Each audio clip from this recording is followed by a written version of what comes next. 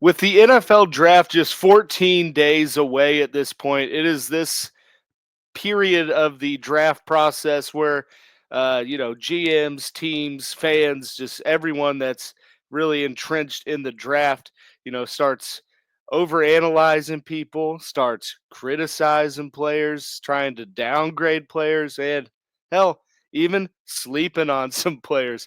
And it's the real AG here, back at you on the Lockdown Defense Sports Network, and continuing on our week of teams sleeping on, where we cover various position groups and some players that we think aren't really getting the notoriety or praise at this point in the draft process. And hopefully, you guys know me enough by this point, being the former college offensive lineman.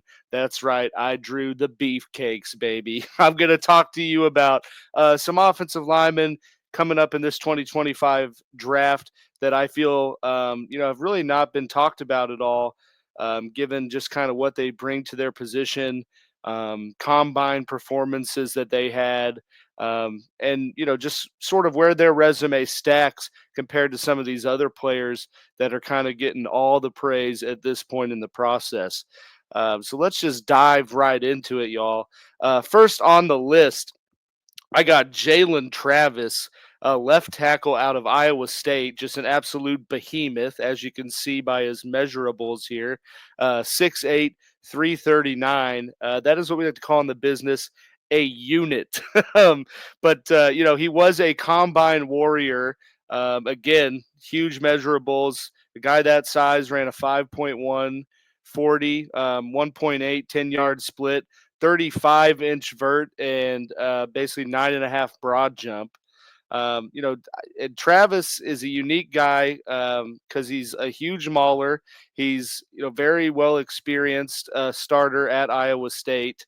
And is not overly quick on film, but as we've seen from what he did at the combine, he moves shockingly well for a guy with that kind of frame. 3-year starter at Iowa State, brings experience. He kind of reminds me of like Orlando Brown Jr., just someone that doesn't really have the finesse or the quickness, if you will, for some of these speedier edge rushers, but can nonetheless get the job done just due to the sheer just frame and length that they bring to the position. So Jalen Travis is definitely a guy I think is getting slept on because, I mean, bottom line, guys, humans this massive with this much athleticism are pretty rare, even for the NFL. And, you think of like a Jordan Mailata. I think Jalen Travis has the tangibles to, land in the right spot, end up being a pretty damn good tackle in this league. Next up on the list, we got another tackle. We got Chase Lunt, uh, right tackle out of Yukon or Connecticut for those of you Northeasterners. Not as big as Jalen Travis. He's 6'7", 304, and I know it's crazy that someone 6'7", 300 pounds is not considered that big. But another guy with plenty of experience. I think played over 3,000 snaps, 4-year starter at UConn.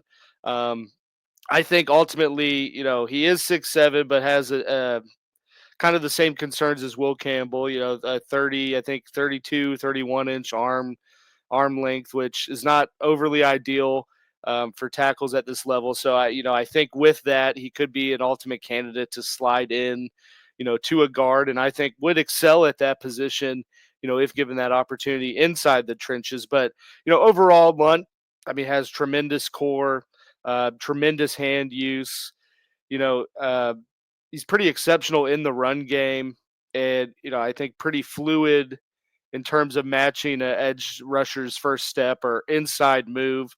He kind of carries some concerns similar to Travis in that he definitely is going to struggle more with your um, rushers that have more speed and power and counter moves off of the edge, which a la, leads to the potential slide to guard. But nonetheless, I mean, you got an uber experienced guy that could potentially, kind of double dip in value for you playing tackle and guard. So yeah, I mean, Chase Lunt, prime example of another tackle player in this draft class that I think is getting slept on just based on what they've done up to this point, coupled with just the sheer amount of experience they have at that position. So then moving into more of the interior parts of the line here, I got Jared Wilson, kind of the center guard tweener guy out of Georgia. I'm not going to say like he's being totally slept on because he he might end up being the first center taken, definitely based off of his combine stats. I mean, ran 4.8440, 1.72 10-yard split, 32-inch vert, and again, basically a 9.5-foot broad jump. So, I think where he gets slept on is that he doesn't really have all that. I mean, he's got the finesse, he's got the athleticism. He doesn't really bring a lot of pop or power to the position. And on top of that, he was a 1-year starter at Georgia. Um, but he for being a center, I mean, he uses his hands inside hand extremely well. Very good core strength out of the position. Ultimately is a rangy, agile guy in pass protection. And honestly, from what you've seen on film, he didn't get bull rushed really at all. Playing in the SEC. But again, I think where he gets slept on is he knocks, has kind of lacks that little bit of power you would want in a center or interior offensive lineman.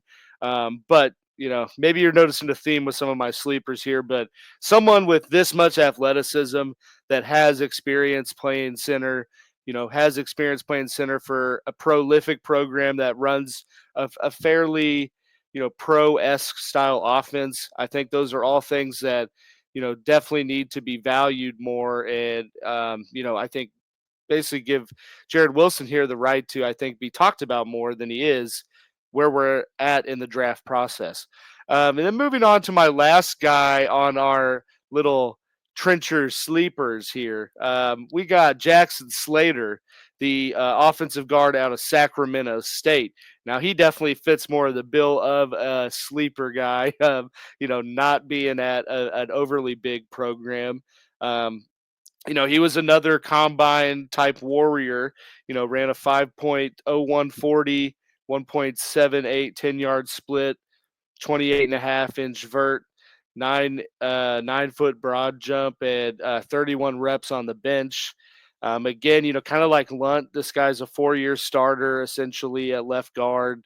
Um, I think watching film, you see the fluidity and how easy he gets out of his stance.